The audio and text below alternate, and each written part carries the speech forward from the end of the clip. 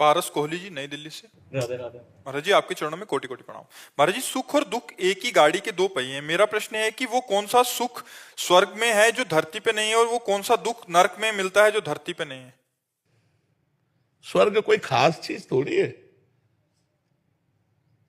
स्वर्ग के देवराज इंद्र है ना मालिक, त्रिभुवनपति है।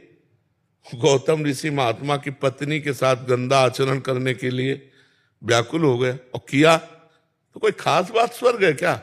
अगर उन अप्सराओं का भोक्ता इंद्र मृत्यु लोक की किसी ऋषि की पत्नी के साथ गलत करने का विचार करके गलत कर दिया, तो इसका मतलब स्वर्ग में वो सुख नहीं है।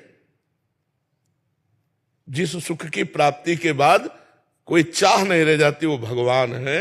स्वर्ग भी एक नकली है, असली नहीं है। स्वर्ग का सुख भी नकली है।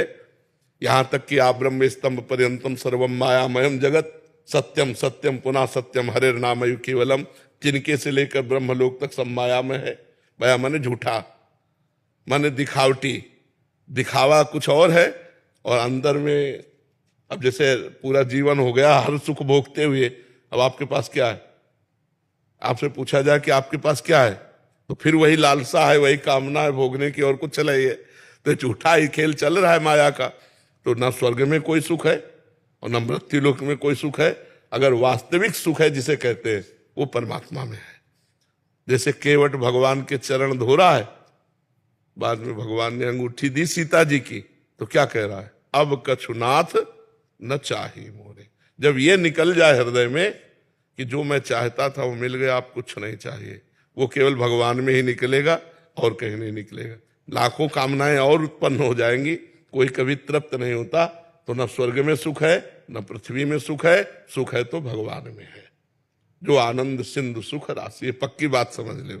हम इसीलिए पहला उदाहरण दिया त्रिभुवनपति देवराज का, कि सब पूरे स्वर्ग का मालिक होकर एक मृत्यु लोक के गौतम ऋषि की पत्नी अहिल्या के साथ गलत आचरण किया। कितना निंदनीय विषय। तभी साप भी मिला था, 1000 भगदारी हो जा।